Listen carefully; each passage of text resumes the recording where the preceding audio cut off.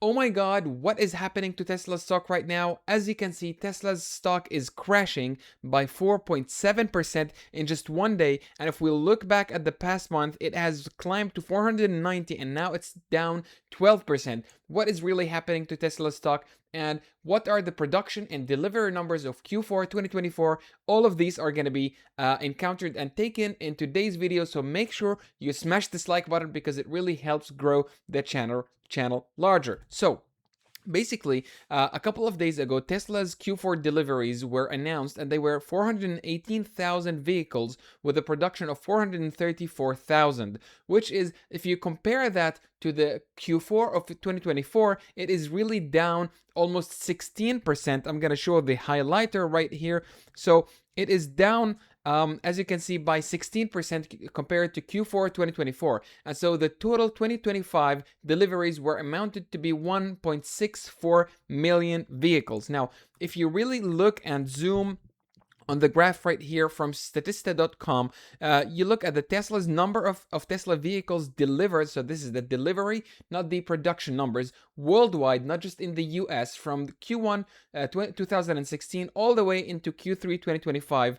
And so this excludes Q4 numbers that we just talked about. And as you can see, Tesla was just perfectly going up all the way into 2023 with 1.8 million vehicles delivered annually in 2023. However, unfortunately, as of 2024, the decline has started and delivered 1.78 million vehicles in 2024. And now in 2025, as we just saw, and we said that the number is 1.6 million vehicles. So if you compare last year 1.78 to 1.6, so that's a decline of around 10 to 15%. Correct me if I'm wrong here because I'm not the best at math.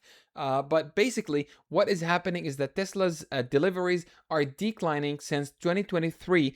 And now, unfortunately, this is what Tesla is facing. However, there are many good scenarios and things are happening to Tesla, which we have discussed before. But what is happening is that analysts are really taking care of what is really happening here with a decline in sales and an increase in the sales of the Chinese competitors. And that's why some analysts and investors are really worried about Tesla's stock, and hence the decline in the stock in the stock price. So the decline followed the expiration of the EV tax credit in Q3. So if you remember, and if we look at Q3, so right here, if you look at this is the Q3 2025, right?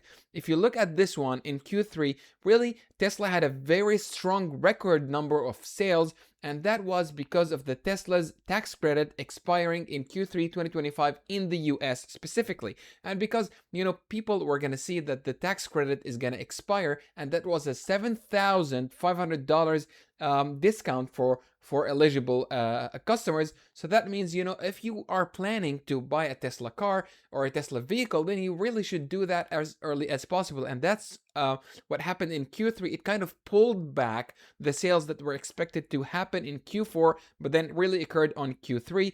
And that's why, to some extent, the sales in Q4 were less than what analysts were initially expecting before the announcement of the tax credit expiry. So Tesla attempted to soften this demand drop by pushing lower priced versions of the Model 3 and Model Y, and we saw that in the US and in China, and that led to compression of margins in the process meanwhile. So we're going to see Tesla's Q4 2025 in just a couple of days, and when they announce their earnings and their margins specifically, I honestly expect that the margins are slightly going to be less for vehicles because of these lower margin and lower priced versions, the Model 3 and Model Y, unless they really kind of pushed back for that with a decreasing cost of goods sales.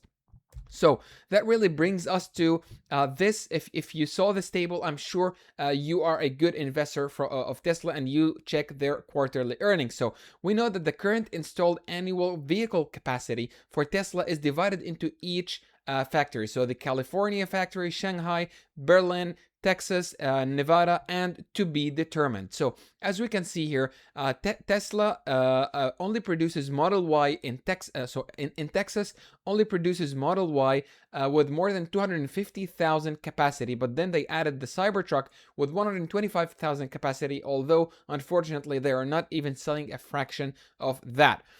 For Shanghai, it's almost a million vehicle production capacity. California is 650,000. So as we can see, Tesla's Texas factory should be upgraded with the Cybercap when it comes to if the Shanghai factory is producing almost or expected to have a capacity of almost 1 million vehicles annually, then Tesla's Texas factory should have definitely way more than that because it is a larger factory. The same also applies for Berlin, where Model Y is made with 375,000 production capacity, expected to increase over the coming time.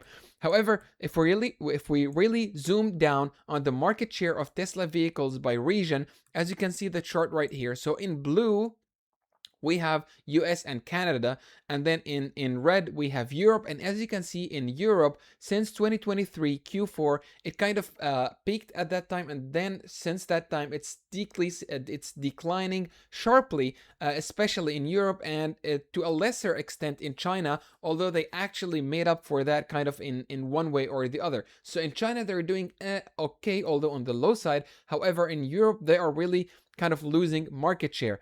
Well, of course, because Tesla was one of the earliest, or actually was the first, Tesla has the first mover advantage when it comes to wide adoption of EVs. So we just genuinely expect over time Tesla's market share to decline, because they were like 100% of, it's not really 100, but like let's say 80 or 90% of the market share. So over time, no matter what happens, Tesla's market share will definitely decline. However, it is kind of declining at a rate that is far more than what some analysts were expecting. So this is the market share as compared to the total vehicles, not just pure EVs. So if we really zoom out and go back to what I'm saying in this slide, so Tesla's current strategy could backfire significantly if autonomy timelines slip or adoption lags. If you watch the prior videos that I talked about autonomy, you know that Tesla is really trying to solve autonomy really hard using the vision-based system as compared to the LiDAR system, which is being used by Waymo and Zoox from Amazon. However, I personally believe that vision-based system is really the one to go. However, unfortunately, it really needs a lot of time and work and data before it really pushes the limit to kind of go for a full level 5 autonomy. So the company, or Tesla specifically, appears less focused on growing the vehicle sales, which is actually the cash cow. So it's kind of, they are going more on the prudent side and going for their autonomy business. So Tesla has not introduced new mass market models, while competitors, especially Chinese makers, and for example, we know BYD is really doing a great job right there, are rapidly expanding lineups and gaining total global market share around the globe, especially in Europe and sometimes in China as well. So the management is laser focused. So basically Elon Musk and the team are solving full autonomy first, betting that success will dramatically boost the vehicle demand, which would eventually lead to autonomy solution. And then Tesla's cars would be way more kind of valuable as compared to other vehicles, and then people would buy them because they are more valuable.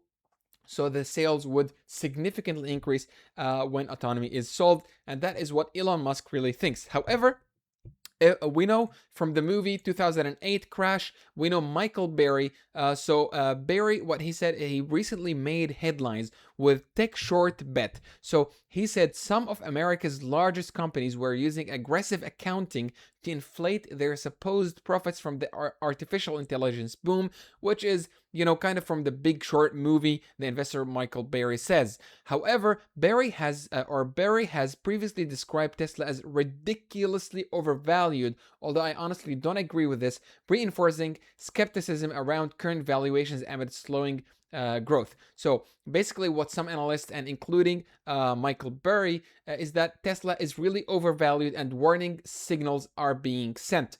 However, what I personally think is that Tesla's it will be able to solve autonomy. Although I'm not quite sure about the timeline, but I'm hopeful that they are really very close to that, because if you look at the prior videos that I have published, you can see that they already have a very low intervention rate when it compares to an actual data. So if they really solve autonomy, they will be able to increase the sales of their vehicles, and then eventually the share price would significantly back an increase for Tesla. And as you can see, Tesla within the last 6 months have actually done well. So just try to kind of zoom out from the media what they are saying. I hope that Tesla will be more than a 2 trillion company by the end of 2026. If not, I really don't care, because it's a short term. I care about the long term.